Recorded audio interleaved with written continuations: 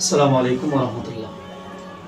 আমাদের যাদের উপরে কুরবানি ওয়াজিব হয়েছে, আমরা যারা কুরবানি করব, আমরা অবশ্যই অনেকেই কুরবানির পশু ক্রয় করেছি, অনেকে ক্রয় করব।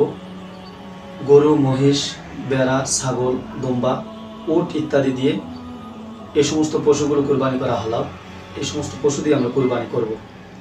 কুরবানির পশুর বয়সের ক্ষেত্রে আমরা যেটা নির্ধারণ করব সেটা হচ্ছে, 1 নম্বর, গরুর এবং মহিষের ক্ষেত্রে 2 বছর পূর্ণ হতে হবে। যদি 2 বছরের কম হয় তাহলে কুরবানি হবে না। এবং ভেড়া, মহিষ, ছাগল এগুলোর ক্ষেত্রে 1 বছর পূর্ণ হতে হবে। যদি এমন হয় 6 মাসের ভেড়া, ছাগল, দুম্বা ইত্যাদি 1 বছরের নিয়ে দেখা যায়, তাহলে সেটা দিয়েও কুরবানি চলবে।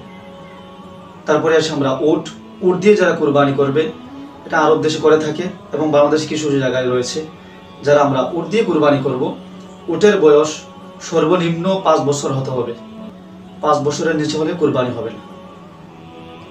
দ্বিতীয় নম্বর হচ্ছে, যেসব পশুর আমরা কুরবানি করব, কিছু কিছু দোষ রয়েছে, যে দোষ ত্রুটি থাকলে এই দোষ ত্রুটি সম্পূর্ণ পশু দিয়ে কুরবানি হয় না।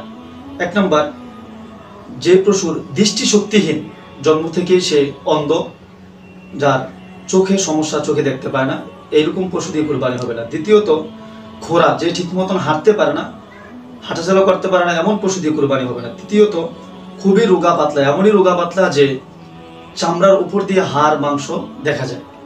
এবং চতুর্থত হচ্ছে, মারাত্মকভাবে অসুস্থ হওয়া, এমন অসুস্থ যে অসুস্থতার কারণ এমন যে সে আর কখনোই সুস্থ হওয়ার সম্ভাবনা খুবই কম, এমন অসুস্থ প্রাণী দিয়ে কুরবানি হবে না। 5 নম্বর, কান, লেজ এবং শিঙের 1/3 কাটা থাকা, এগুলো আমরা বেছে কুরবানির পশু আমরা নিশ্চিত করব। 3 নম্বর, শারীরিক গঠন, স্বাস্থ্য কিভাবে আমরা দেখব। পশু যেন মোটা এবং তাজা হয়, ওই দিকে আমরা খেয়াল করব। যেহেতু আমরা আল্লাহ তাআলার জন্য কুরবানি করব, আমরা যেন আমাদের প্রিয় বস্তুটাকে আল্লাহ তাআলার জন্য কুরবানি করতে পারি। এবং চামড়া চকচকে এবং পরিষ্কার হওয়া, চোখ পরিষ্কার থাকা, যাতে ঝাপসা না দেখে এরকম যাতে না হয়। এবং দাঁত দেখে আমরা বয়সটা জাস্টিফাই করব।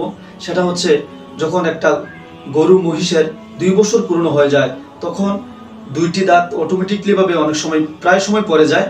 যদি এমন হয় যে 2 বছর পূর্ণ হয়ে গিয়েছে কিন্তু দাঁত পড়ে নাই, ওই রকম পশু দিয়ে কুরবানি হবে। যতটুকু সম্ভব আমরা যাচাই করে নিতে পারি কুরবানির পশুর ক্ষেত্রে। এবং আরেকটি বিষয় আমি আপনাদেরকে বলতে চাই, সেই বিষয়টা হচ্ছে যে অনেক সময় দেখা যায় যে আপনি চুরি করেন নাই, কিন্তু চুরিকৃত একটা গরু, মহিষ, ভেড়া, ছাগল, দুম্বা, উট ইত্যাদি বাজারে এসে বিক্রি করলো। এই পশুটা আপনি ক্রয় করে নিয়ে আসছেন, আপনি হালাল টাকা দিয়ে কিনেছেন, কিন্তু সেটা চুরির সম্পদ। এরকম পশু থেকে আমরা অবশ্যই বেঁচে থাকব।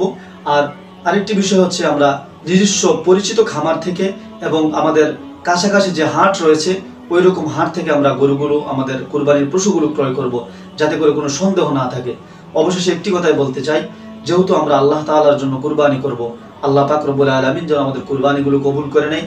আমাদের কুরবানি রক্ত, গোস্ত ইত্যাদি আল্লাহ তাআলার কাছে পৌঁছায় না, কারণ আল্লাহ পাক রব্বুল আলামিন বলেছেন, লা ইয়ানালুল্লাহু লুহুমুহা ওয়ালা দিমাউহা ওয়ালাকিন ইয়ানালুহুত তাকওয়া মিনকুম। আমি আল্লাহ পাক রব্বুল আলামিনের কাছে তোমাদের তাকওয়া একমাত্র পৌঁছায়। অবশ্যই আমরা তাকওয়া নিয়ে আমরা কুরবানি করব।